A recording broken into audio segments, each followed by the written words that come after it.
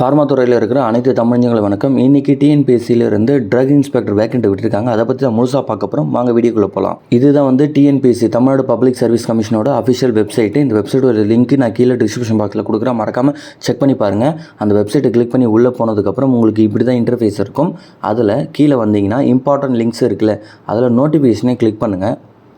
நோட்டிஃபிகேஷனை கிளிக் பண்ணதுக்கப்புறம் செகண்டாக ஒன்று இருக்குது பாருங்கள், serial number 2 notification number 09/2024 combined technical service examination நான் இன்டர்வியூ போஸ்டர்ஸ் அப்படின்னு சொல்லிட்டு இருக்கும். அதை கிளிக் பண்ணுங்கள். கிளிக் பண்ணோன்னே உங்களுக்கு ஒரு பிடிஎஃப் ஓப்பன் ஆகும். இந்த பிடிஎஃப்பில் தான் நம்மளுக்கான ட்ரக் இன்ஸ்பெக்டர் வேகன்ஸ் இருக்குது. அதை நான் ஒன் பை ஒன்னாக அதுக்கு என்ன குவாலிஃபிகேஷன், என்னென்ன ப்ரிப்பேர் பண்ணணும், எல்லா டீட்டெயில்ஸுமே நம்ம பார்க்க போகிறோம். ஸோ முக்கியமான விஷயம் ஒன் பை ஒன்னாக நம்ம பார்க்கலாம். நோட்டிஃபிகேஷன் எப்போ விட்டுருக்கான்னு கேட்டிங்கன்னா 26/7/2024 நோட்டிஃபிகேஷன் விட்டுருக்காங்க.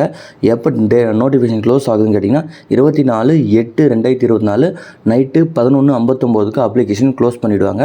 அண்ட் அப்ளிகேஷனில் நீங்கள் எதனா கரெக்ஷன் பண்ணணும்னு நினச்சிங்கன்னா 28/8/2024 30/8/2024 12 to 17 மணிக்குள்ளே நீங்கள் கரெக்ஷனை பண்ணிக்கலாம். ஓகேங்களா, இது basic information. And examination, date of examination 2 விதமான எக்ஸாம் நடக்கும். ஒன்று தமிழ் எலிஜிபிலிட்டி டெஸ்ட்டு, ரெண்டாவது உங்களோட டிகிரி ஸ்டாண்டர்ட் டெஸ்ட்டு. ஓகேங்களா, தமிழ் எலிஜிபிலிட்டி டெஸ்ட்டுக்கு என்னென்னு கேட்குறாங்கன்னா general studies, aptitude and mental ability test. இது மூணுமே தமிழ் எலிஜிபிலிட்டி டெஸ்ட்டில் வந்துடும். அதாவது நம்மளோட 10th ஸ்டாண்டர்ட், ஓகேங்களா, 1ஆவதுலேருந்து 10th ஸ்டாண்டர்ட் வரைக்கும் இருக்கிற பேசிக் தமிழ்லேருந்து உங்களுக்கு கொஸ்டின்ஸ் வரும். இது ஃபஸ்ட்டு பேப்பர். ஓகேங்களா, டேட் ஆஃப் எக்ஸாம் எப்போனா 26/10/2024 டைமு 9:00 12:00 வரைக்கும். ஓகேங்களா, இது வந்து ஃபஸ்ட்டு பேப்பர். செகண்ட் பேப்பர் என்னென்னா நம்மளோட டிகிரி ஸ்டாண்டர்ட். ஓகேங்களா, நம்ம வந்து சொல்லியிருந்தோம் ட்ரக் இன்ஸ்பெக்டர்னு சொல்லியிருந்தோம். ஸோ இதோ இருக்குது பாருங்கள், ஃபார்மசி அண்ட் ஆர் ஃபார்மசூட்டிக் சயின்ஸ். ஓகேங்களா, கோட் நம்பர் 429. அதுக்கான டிகிரி ஸ்டாண்டர்ட் எக்ஸாமு 14/10 23/10 எக்ஸ்க்ளூடிங். ஓகேங்களா, 19 தவிர 20 தவிர மற்ற எல்லா நாள்லேயும் வந்து 19 and 20 நடக்கும். ஸோ 14 to 23 வரைக்கும் நடக்கும். ஒன் பை ஒன்னாக ஒவ்வொரு டிபார்ட்மெண்ட்டுக்காக எக்ஸாம் கண்டக்ட் பண்ணுவாங்க. நம்மளுக்கான டேட்டு எப்போ அலகேட் பண்ணியிருக்காங்களோ அந்த இடத்துல போய் அந்த டேட்டில் நம்ம எக்ஸாம் சென்டரில் போய் எக்ஸாம் எழுதினா மட்டும் போதும். ஓகேங்களா, ஸோ 2 விதமான பேப்பர் நான் சொல்லிட்டேன், Tamil eligibility test and degree standard test. ஓகேங்களா, ஏகப்பட்ட வேக்கண்ட் விட்டுருக்கு. ஸோ ஃபார்மசி ரிலேட்டடான இல்லாதவங்களுக்கு கூட இந்த வீடியோவை ஷேர் பண்ணுங்கள். ஏன்னா மோஸ்ட்லி கிட்டத்தட்ட ஒரு 500 வேக்கண்ட் கிட்ட வந்து பார்த்திங்கன்னா எல்லா டிபார்ட்மெண்ட்லேயும் விட்டுருக்காங்க. மைக்ரோபயாலஜி, ஜுவாலஜி, இந்த மாதிரி நிறைய டிபார்ட்மெண்ட் விட்டுருங்க. ஸோ நம்ம இப்போ ட்ரக் இன்ஸ்பெக்டர் மட்டும்தான் நம்ம பார்க்க போகிறோம். ஸோ எப்படி அப்ளை பண்ணின்னு கேட்டிங்கன்னா இதோ இருக்குது பாருங்கள், ஒன் டைம் ரெஜிஸ்ட்ரேஷன், அதாவது ஓடிஆர்னு சொல்லிட்டு சொல்லுவாங்க. ஸோ நீங்கள் டிஎன்பிஎஸ்சி அக்கௌண்ட் இல்லைனா நீங்கள் ஒன் டைம் ரெஜிஸ்ட்ரேஷன் பண்ணணும். உங்களோட பேசிக் டீட்டெயில், அது என்னென்ன பேசிக் டீட்டெயில்னு சொல்லிட்டு நான் ஒன் பை ஒன்னாக ஃபார்ம் ஃபில் பண்ணும்போது நான் உங்களுக்கு காமிச்சிறேன். எக்ஸாம் ஹாலில் போகும்போது சில எலக்ட்ரானிக் பொருள் நீங்கள் எதுவும் எடுத்துன்னு போகக்கூடாது.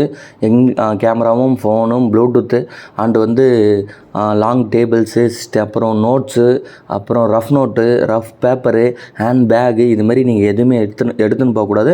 ஒன்லி ஹால் டிக்கெட் மட்டும்தான் அலவுடு. ஓகே, பேஜ் நம்பர் 7 வந்து நம்மளோட ட்ரக் இன்ஸ்பெக்டர் கேட்டகரி இருக்குது பாருங்கள்.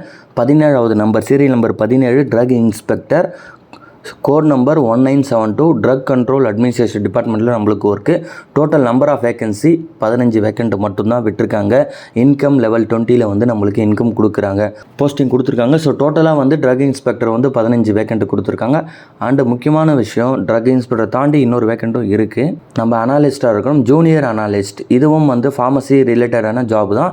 So drug code number 2006 drug control administration, அதே டிபார்ட்மெண்ட்டில் தான் வேக்கண்ட்டு 5 வேக்கண்ட் மட்டும் தான் கொடுத்துருக்காங்க. பட் இதுக்கு நீங்கள் ஜூனியர் கெமிக்கல் அனாலிஸ்ட்டாக நீங்கள் ஒர்க் பண்ண எக்ஸ்பீரியன்ஸ் இருந்தால் மட்டும்தான் இந்த கேட்டகரிக்கு நீங்கள் அப்ளை பண்ண முடியும். இல்லை எனக்கு அந்த எக்ஸ்பீரியன்ஸ் இல்லைன்னா நீங்கள் ட்ரக் இன்ஸ்பெக்டர் கேட்டகரிக்கு நீங்கள் அப்ளை பண்ணிக்கலாம். அடுத்து 4வது எலிஜிபிலிட்டி கண்டிஷன். என்னென்ன எலிஜிபிலிட்டி கண்டிஷன் இருக்குன்னு சொல்லியிருக்காங்க ஏஜ் லிமிட்டோட. ஓகேங்களா, இது ஏஜ் லிமிட் மட்டும்தான்.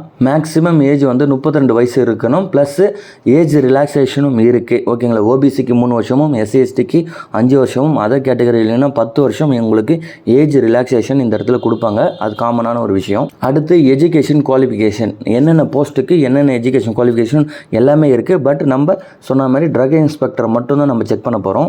ஓகேங்களா, இந்த 33ல் must என்ன education must possess in degree in pharmacy or pharmaceutical science or medicine with specialization in clinical pharmacology or microbiology from recognized university. So முக்கியமான ஒரு விஷயம், இங்கே ஃப்ரெஷரும் எலிஜிபிள். ஸோ நீங்கள் ஃப்ரெஷராக இருந்தாலும் சரி, எக்ஸ்பீரியன்ஸ் பர்சனாக இருந்தாலும் சரி, நீங்கள் 2 பேருமே அப்ளை பண்ணலாம். ஸோ மறக்காமல் இந்த பாயிண்ட்டை நோட் பண்ணி வச்சுங்க. ஓகேங்களா? ஸோ மினிமம் ஃபார்மசி டிகிரி முடிச்சிருக்கணும். அடுத்து 35 பாருங்கள், நான் முன்னாடி சொன்ன மாதிரி ஜூனியர் அனாலிஸ்ட்டுக்கு நீங்கள் இதில் ஃபார்மசி டிகிரி இல்லைனா கெமிஸ்ட்ரி இல்லைனா ஃபார்மசியோட கெமிஸ்ட்ரி முடிச்சிருந்தால் போதும். பட் 2 இயர்ஸ் ஃபார்மசூட்டிக்கல் அனாலிசிஸில் உங்களுக்கு எக்ஸ்பீரியன்ஸ் இருந்தீங்கன்னா நீங்கள் இந்த போஸ்ட்டுக்கு எலிஜிபிள். சப்போஸ் இல்லைனா நீங்கள் ட்ரக் இன்ஸ்பெக்டர் அப்ளை பண்ணிக்கலாம். ஸோ அடுத்து medical standard and physical standard கொடுத்துருக்காங்க. ஸோ அதை நீங்கள் வந்து பிடிஎஃபில் வந்து ரெஃபர் பண்ணிங்க. நான் பிடிஎஃபை கீழே டிஸ்கிரிப்ஷன் பாக்ஸில் கொடுக்குறேன். மறக்காமல் ஃபுல் பிடிஎஃபும் படிச்சுட்டு அப்ளிகேஷன் ஃபில் பண்ண ஆரம்பிங்க. அடுத்து 6th பாயிண்ட் வந்து ஸ்கீம் ஆஃப் எக்ஸாம், அதாவது எக்ஸாமுக்கு எவ்வளவு மார்க் கொடுக்குறாங்கன்னு சொல்லிட்டு கிளியராக கொடுத்துருக்காங்க பாருங்கள். ஃபஸ்ட்டு பேப்பர் 1ல் தமிழ் எலிஜிபிலிட்டி டெஸ்ட்டு, அதாவது 10th ஸ்டாண்டர்ட் எஸ்எஸ்எல்சி ஸ்டாண்டர்ட் தான். நம்பர் ஆஃப் கொஸ்டின் வந்து பார்த்திங்கன்னா 100 மார்க்கு. டியூரேஷன் வந்து உங்களுக்கு 3 மணி நேரம். நம்பர் ஆஃப் கொஸ்டின் உங்களுக்கு 100 மார்க்கு. மேக்ஸிமம் மார்க் வந்து 150. அதில் எஸ்சி எஸ்டிக்கு வந்து குவாலிஃபிகேஷன் 60 அண்டு எல்லாருக்குமே ஓகேங்களா, மோஸ்ட்லி எல்லா விதமான கேட்டகரிக்கும் 60 மார்க் வந்து மினிமம் குவாலிஃபிகேஷன். பட் அவங்க கட் ஆஃப் எவ்வளோ வச்சுருக்காங்கன்னு நம்மளுக்கு தெரியாது. அது தெரிஞ்சால் மட்டும்தான் நம்ம கிளியர் பண்ண முடியும். பட் 60க்கு மேலே நீங்கள் கண்டிப்பாக எடுத்தே ஆகணும். ஓகேங்களா? And objective type of examination objective. Mode of exam வந்து OMR means optical mark recognition. Degree ஸ்டாண்டர்டில் உங்களுக்கு 200 மார்க் வந்து கொடுத்துருக்காங்க பாருங்கள். 200 மார்க்குக்கு 3 மணி நேரம் exam. Maximum mark 300. CBT computer based test தான், அதாவது சூஸ் த பெஸ்ட் ஆன்சர் மாதிரி கம்ப்யூட்டரில் கிளிக் பண்ணிவிட்டு வந்துட்டு ஃபுல் சப்மிட் கொடுத்துட்டு நீங்கள் எக்ஸாம் கண்டக்ட் பண்ணணும். டோட்டலாக ஓகேங்களா? பேப்பர் 1ல் ஏபி 3 விதமான கேட்டகரி இருக்குது. பேப்பர் 1ல் ஏ இருந்து தமிழ் எலிஜிபிள் டெஸ்ட்டு, பி வந்து ஜென்ரல் ஸ்டடீஸு, அடுத்து பியில் 2வது பார்ட்டு ஆப்டிடியூடு அந்த மென்டல் எபிலிட்டி டெஸ்ட்டு. ஜென்ரல் ஸ்டடிக்கு டிகிரி ஸ்டாண்டர்டுக்கு 75 மார்க்கும், ஆப்டிடியூடுக்கு வந்து எஸ்எஸ்எல்சி 10th ஸ்டாண்டர்டுக்கு 25 மார்க்கும். டோட்டலாக 150 300 மார்க்கு. பட்டு வெறும் எலிஜிபிள் டெஸ்ட்டில் 60 மார்க் எடுக்கணும். அண்டு பார்ட் பியில் 150க்கு 335 எடுக்கணும். டோட்டலாக 180. அதர்ஸ் வந்து 180 இருக்கணும். இதை கட் ஆஃப் கிளியர் பண்ணால் தான் நீங்கள் பேப்பர் 2வே அவங்க கரெக்ஷன் பண்ணுவாங்க. ஸோ ஃபஸ்ட்டு பேப்பர் 1 நீங்கள் கிளியர் பண்ணணும். அதுக்கப்புறம் தான் பேப்பர் 2கே அவங்க போவாங்க. மறந்துடாதீங்க. இங்கே இருக்குது பாருங்கள், ட்ரக் இன்ஸ்பெக்டரில் கோடு 1972 pharmacy, pharmaceutical science, clinical pharmacology, microbiology students apply பண்ணலாம். டிகிரி அண்டு பிஜி டிகிரி இங்கிலீஷில் இருக்கும். ஓகே, எக்ஸாம் வந்து பேப்பர் 2 வந்து இங்கிலீஷில் தான் இருக்கும். பேப்பர் 1 தமிழில் இருக்கும். அண்டு வந்து முக்கியமான ஒரு விஷயம், நீங்கள் 1 டைம் ரெஜிஸ்ட்ரேஷன் ஓடிஆர் நீங்கள் அப்ளை பண்ணும்போது உங்களுக்கு ஃபஸ்ட் டைம் 150 ரூபாய் 1 time registration paying 150 or registration fees. இது கம்பல்சரி நீங்கள் கட்டி தான் ஆகணும், வேறு வழியே கிடையாது உங்களுக்கு. அதுக்கப்புறம் சில க்ரைட்டீரியாஸ்லாம் என்ன கொடுத்துருக்காங்கன்னா, பாஸ்போர்ட் சைஸ் ஃபோட்டோ வந்து 20 கேபிலேருந்து 50 கேபி வரைக்கும் நீங்கள் அப்லோட் பண்ணணும். அண்டு வந்து 200 DPI சிக்னேச்சருக்கு வந்து 10லேருந்து 20 KB 200 DPI வந்து நீங்கள் ஸ்கேன் பண்ணி எல்லாத்தையும் ரெடியாக வச்சுங்க. என்னென்ன தேவைன்னு சொல்லிட்டு நான் வந்து கடைசியாக சொல்கிறேன். அது முதல்ல எல்லாத்தையும் ரெடி பண்ணிக்கின்னு அதுக்கப்புறம் அப்ளை பண்ணுங்கள். Name of the exam center, எந்த இடத்துலலாம் எக்ஸாம் நடக்குதுன்னு சொல்லிட்டு கிளியராக கொடுத்துருக்காங்க. ஸோ தமிழ்நாட்டில் கிட்டத்தட்ட 38 மாவட்டத்துலேயும் வந்து எக்ஸாம் நடக்குது. ஸோ சென்னையில் ஆல் ஓவர் டிஸ்ட்ரிக்ட் ஓகேங்களா. தமிழ்நாட்டில் நீங்கள் எங்கே இருந்தாலும் சரி இந்த எக்ஸாம் வந்து நீங்கள் அட்டன் பண்ணலாம். ஸோ இந்த பிடிஎஃபை மறக்காமல் பேஜ் நம்பர் 33 தெளிவாக பார்த்துங்க. ஏன்னா நீங்கள் அதில் எக்ஸாம் சென்டரை ஃபில் பண்ணணும். மினிமம் 2 எக்ஸாம் சென்டர் கொடுப்பாங்க. நீங்கள் அந்த 2 எக்ஸாம் சென்டரையும் சூஸ் பண்ணிவிட்டு தான் நீங்கள் போகணும். அவங்க இந்த 2 எக்ஸாம் சென்டரில் உங்களுக்கு எந்த எக்ஸாம் சென்டர் வேணாலும் அலோகேட் பண்ணுறதுக்கு வாய்ப்பு இருக்குது. அண்ட் எக்ஸாமினேஷன் ஃபீஸ், அது அப்ளிகேஷன் ஃபீஸ் வந்து உங்களுக்கு 100 ரூபாய் வந்து இங்கே சார்ஜஸ் பண்ணியிருக்காங்க பாருங்கள். ஃபஸ்ட் அதாவது ஓடிஏ 1 டைம் ரெஜிஸ்ட்ரேஷனுக்கு 150 தனி, எக்ஸாம் ஃபீஸுக்கு 100 ரூபாய் தனி. ஸோ இந்த கண்டிஷன்லாம் நீங்கள் ஓகேன்னு சொல்லிட்டிங்கன்னா மறக்காமல் நீங்கள் அப்ளை பண்ணிக்கலாம். சிலபஸ்ன்னு சொல்லிட்டு பேஜ் நம்பர் 56 வந்து கொடுத்துருக்காங்க.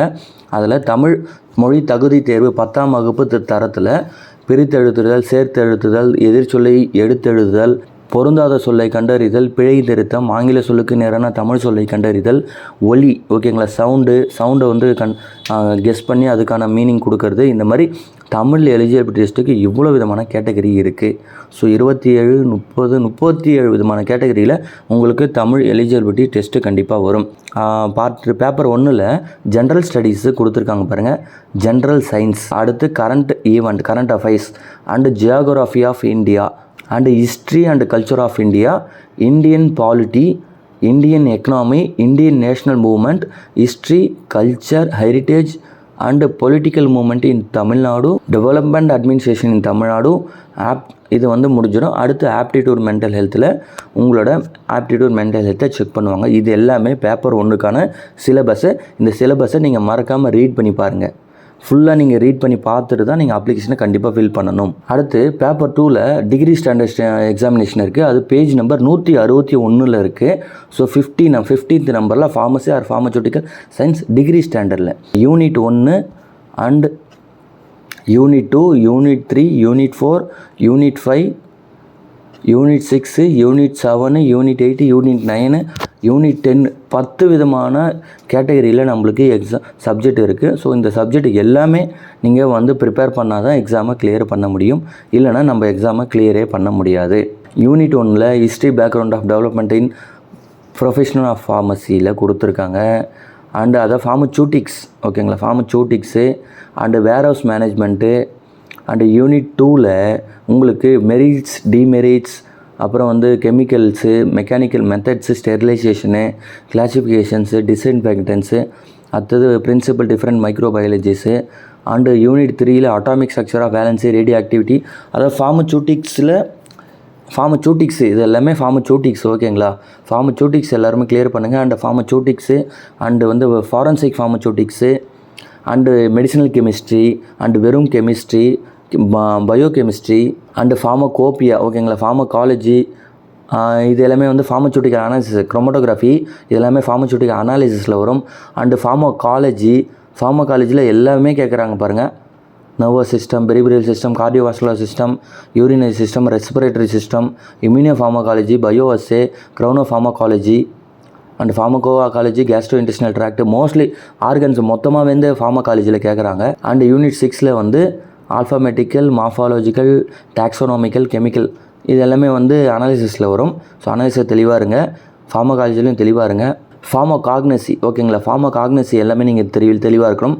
ஸோ அந்த belladonna, vinca, ராவுல்ஃபியா, ஆப்டிமன் steroids, cardio கிளைகோசைட்ஸு and வந்து டிஜிட்டல் வாலடைல் ஆயில்ஸு, இந்த மாதிரி ஃபார்மகாக்னசியும் கேட்குறாங்க.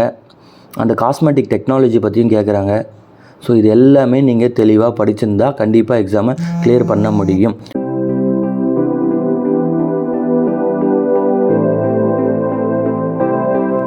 ஓகே ஃப்ரெண்ட்ஸ், இதுதான் வந்து பார்த்திங்கன்னா ட்ரக் இன்ஸ்பெக்டருக்கான ஒரு டீட்டெயில் நோட்டிஃபிகேஷனான ஒரு வீடியோ. இந்த வீடியோ பிடிச்சிருந்தா மறக்காமல் இந்த வீடியோக்கு லைக் கொடுங்க. அண்ட் இந்த வீடியோ பற்றி எதனா உங்களுக்கு டவுட் இருந்தால் மறக்காமல் கமெண்ட் செக்ஷனில் சொல்லுங்கள். கண்டிப்பாக நான் உங்களுக்கு ரிப்ளை பண்ணுறேன். அண்ட் இந்த வீடியோவை நிறைய பேருக்கு ஷேர் பண்ணுங்கள். யாரெல்லாம் வந்து தமிழ்நாட்டில் ஒரு ட்ரக் இன்ஸ்பெக்டர் கேட்டகரின்றது ஒரு சாதாரண விஷயம் கிடையாது, ஒரு சூப்பரான ஒரு வேக்கண்ட்டு. ஸோ நம்ம வந்து எப்படி சொல்கிற ஒரு கெத்தாக வந்து காலரை தூக்கிட்டு நம்ம சுற்ற முடியும். பட் எக்ஸாமினேஷன் வந்து அடுத்த 10ஆம் தேதி, அதாவது 10ஆம் மாதம் அக்டோபரில் கண்டக்ட் பண்ணுறாங்க. இன்னும் ரெண்டே மாதம் தான் இருக்குது. தெளிவாக உட்காந்து ஒரு நாளைக்கு 5 to 6 hours படிச்சுன்னா அடித்து தூக்கிட்டு எக்ஸாமை கிளியர் பண்ண முடியும். அண்ட் முக்கியமான விஷயம், இந்த வீடியோவை நிறைய பேருக்கு ஷேர் பண்ணுங்கள். அண்ட் வீடியோ பிடிச்சி வச்சுருந்தா அகைன் லைக் பண்ணிவிட்டு இந்த சேனலையும் மறக்காமல் சப்ஸ்கிரைப் பண்ணுங்கள். அடுத்து வர ஒவ்வொரு வீடியோவும் நான் போகிறதுக்கு எனக்கு மோட்டிவேஷனாக இருக்கும். அண்ட் கடைசியாக தேங்க்யூ ஃபார் வாட்சிங்.